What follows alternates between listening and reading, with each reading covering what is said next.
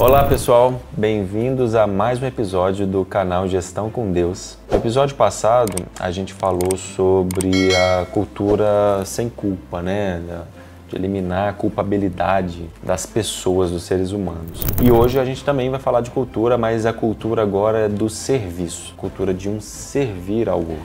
E para isso eu até queria contar uma história, que é a história da igreja onde eu congrego hoje, que se chama Family Church. É uma igreja que em 3 anos chegou a 7 mil membros, em 3 anos, do zero, sem nenhum lugar, nem espaço físico, nenhum investidor, chegou a 7 mil membros. E quando eu me juntei à igreja, vendo aquela organização grande, que já é uma grande organização, são 54 ministérios, então você veja que já é uma organização complexa de ser gerenciada, com projetos grandes. E a primeira coisa que eu procurei quando eu comecei a servir nessa igreja foi a estrutura organizacional. Quem era o gerente de projeto? Quem era o gestor, o coordenador, o líder, os processos e assim por diante. E eu descobri que até pouco tempo atrás não existia quase nada disso na igreja. E eu fui entender como que aquela igreja tão grande funcionava tão bem sem uma estrutura organizacional. Eu que sou um consultor de gestão organizacional, como era possível uma organização tão grande funcionar tão bem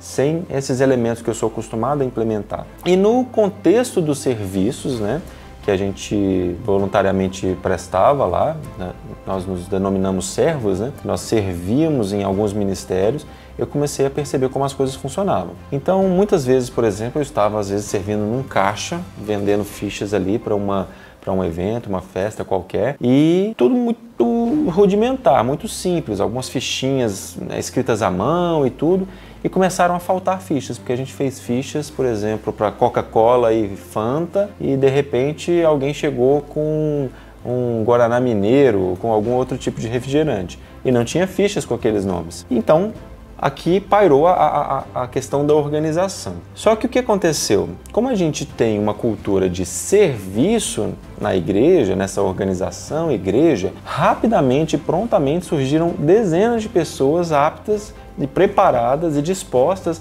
a fazer o trabalho mais simples que fosse, como por exemplo, escrever à mão fichas com nome Guaraná Mineiro ou com valor R$2, R$3. Então, ou seja, mesmo sem um software adequado, um processo adequado, indicadores, um gerente de projeto, como nós temos a cultura do serviço, todas as pessoas estão dispostas a servir e não importa se você é o diretor de uma empresa, um advogado famoso ou um empresário milionário, se precisar limpar o chão do banheiro ou se precisar ficar no caixa de um evento, se precisar fazer o trabalho operacional mais simples que seja ou mais estratégico, todos estão dispostos a servir. E aí eu percebi que acima dos processos, dos recursos, dos organogramas, nós temos uma cultura. E que, claro, que uma organização se beneficia de ter processos organizados e na igreja, inclusive, nós fazemos, temos uma estrutura de organização dos processos hoje em dia. Mas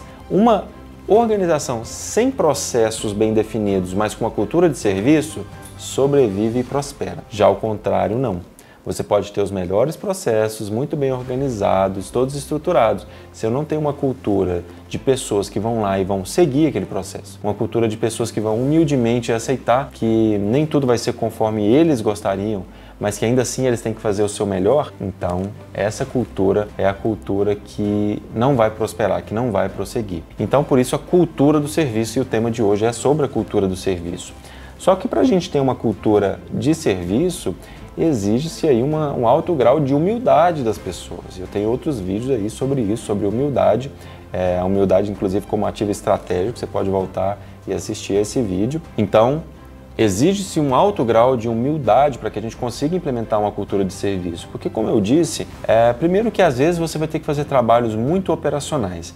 E se na sua empresa existe uma cultura de que o chefe é o soberano e que ele não mete a mão na massa e que ele é só a cabeça, o grande estrategista decisor e ele não pode descer no detalhe, executar uma atividade, saber o que está acontecendo, às vezes fazer coisas chatas, que ninguém quer fazer coisas chatas, Então você está estimulando uma cultura de arrogância. E numa cultura de arrogância, ninguém quer servir ao outro, porque cada um quer se entender, se encontrar melhor, maior, soberano ao outro. Então, exige-se um alto grau de humildade para que você tenha uma cultura de serviço. E olha, independente de quão bom você seja, e olha que eu já fiz projetos em 15 países, não importa se é num país diferente, se a empresa é muito grande, se ela tem muito dinheiro, pouco dinheiro, se ela é grande, se ela é pequena, se ela é da tecnologia, enxuta, se ela é complexa, se ela é de outro segmento, não importa. Você nunca vai alcançar a estrutura perfeita de gestão, sempre vai ter falhas. E quando a falha acontecer, vai prevalecer a cultura do serviço. Se você não tem essa cultura, então não vai ficar pedra sobre pedra. Agora, como implementar essa cultura dos serviços? Alguns pontos são relevantes nesse contexto. Primeiro, defina metas que sejam coletivas. Metas individuais são importantes porque algumas pessoas às vezes atrapalham ou não estão no seu melhor momento, não entregam conforme os demais e às vezes elas vão receber o prêmio junto com todas. Então é importante ter uma análise individual, mas as metas têm que ser majoritariamente coletivas. A meta é que todos nós entreguemos um prédio novo, né? Nós estamos numa construção, a meta é que todos entreguem um prédio novo. Se eu fiz a minha parte do prédio, mas você não fez a sua parte do prédio, eu tenho que ir lá e te ajudar. Se eu posso te ajudar, por que eu não devo te ajudar? Então, se a meta é coletiva, nós vamos estar estimulando a humildade da pessoa dizer, se a meta é nossa, eu posso até ter terminado a minha parte, mas eu vou lá e vou te ajudar. E eu não vou entender como uma injustiça, porque no final das contas até o nosso próprio conceito do que é justo é bem falho, né? Então, se você propõe metas coletivas, você estimula uma cultura de serviço em que um vai servir o outro, mesmo que o outro não esteja na mesma performance do que você. Outro ponto é definir com clareza o propósito. Porque veja só, eu digo que propósito é aquela coisa pela qual você trabalharia de graça. Então, se o seu trabalho, né, a sua profissão, ela tem a ver com o seu propósito, provavelmente um indicador disso é que você tem aquele sentimento de, nossa, esse cliente não tem condição de me pagar, mas deu vontade de fazer, nem que fosse de graça, porque isso aqui está dentro do meu propósito, estou cumprindo o meu propósito. Então, o propósito é aquela coisa que você trabalharia mesmo de graça. Então, se o propósito da empresa é claro e ele é real, meu propósito é vender 1000 bombons de morango. Isso não é um propósito. O seu propósito tem a ver com as pessoas. O seu propósito tem a ver com o bem-estar das pessoas, mudar a vida das pessoas. Porque todas as coisas que não são pessoas, né? Os recursos, as tecnologias, elas são passageiras e eu já falei sobre isso num dos primeiros vídeos sobre propósito. Então, um computador você faz, às vezes você fez o melhor computador daquele ano. No ano que vem ele já não vai ser mais o melhor, daqui 10 anos talvez ele seja só uma velharia.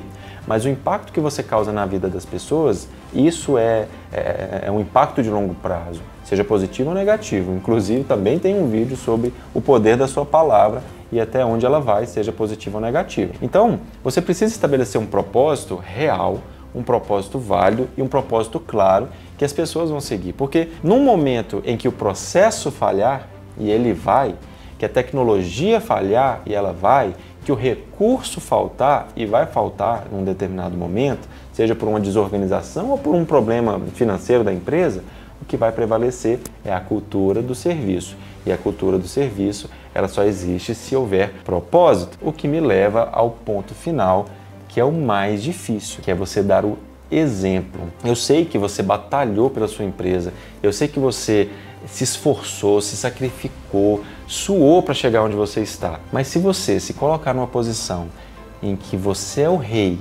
e as pessoas estão ali para te servir, você vai criar uma cultura que vai atrair pessoas que querem ser servidas e não pessoas que servem. Eu sei que você merece aquela sala com vista para o mar, mas se você não estiver no meio das pessoas com humildade, estabelecendo uma cultura de serviço, você vai chegar num ponto que vai estar sozinho nessa sua sala com vista para o mar e não vai ter ninguém para te servir, a não ser pessoas egoístas, pessoas interesseiras que só vão querer galgar certos degraus para também ser servido. Então, às vezes, o cara que quer ser promovido na sua empresa, se você não der o exemplo, é o cara que ele quer ser servido, não o cara que quer servir. Então, você acaba estimulando uma cultura de competição e não de serviço.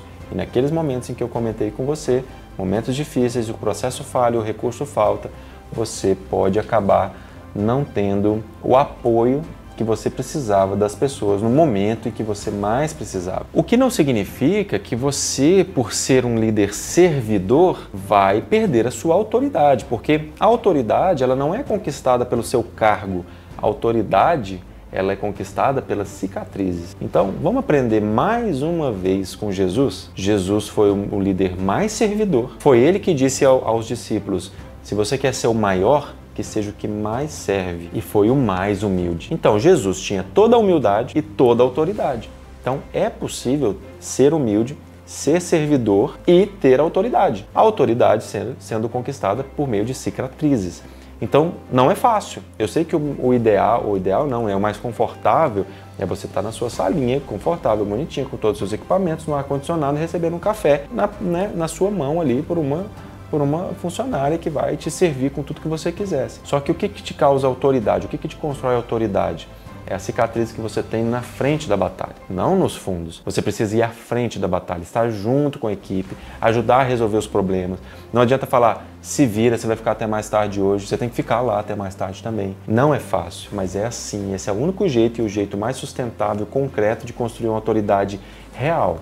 Uma autoridade perene, que você realmente vai levar no longo prazo e que a equipe vai te respeitar. Mas tudo isso envolve você abrir mão da sua vaidade, abrir mão de querer ser servido, abrir mão das coisas que você até merece, as coisas pelas quais você lutou, mas que se você não estiver disposto a abrir mão da coroa, se você não estiver disposto a andar no meio das pessoas, se você não estiver disposto a servir mais do que ser servido, em breve, provavelmente, você vai se encontrar numa empresa vazia, ou então cheia de pessoas que, assim como você, só querem ser servidas e que vão competir por cargos e não por resultados. Esse foi o vídeo de hoje, eu espero que vocês tenham gostado. Citei aqui vários outros vídeos que podem te interessar, da humildade estratégica, da palavra que tem poder, do propósito da empresa. Então não deixe de assistir aos demais vídeos e já se inscreva no canal, porque o próximo, com certeza, se você gostou desse, você também vai gostar e eu quero que você receba em primeira mão. Até a próxima!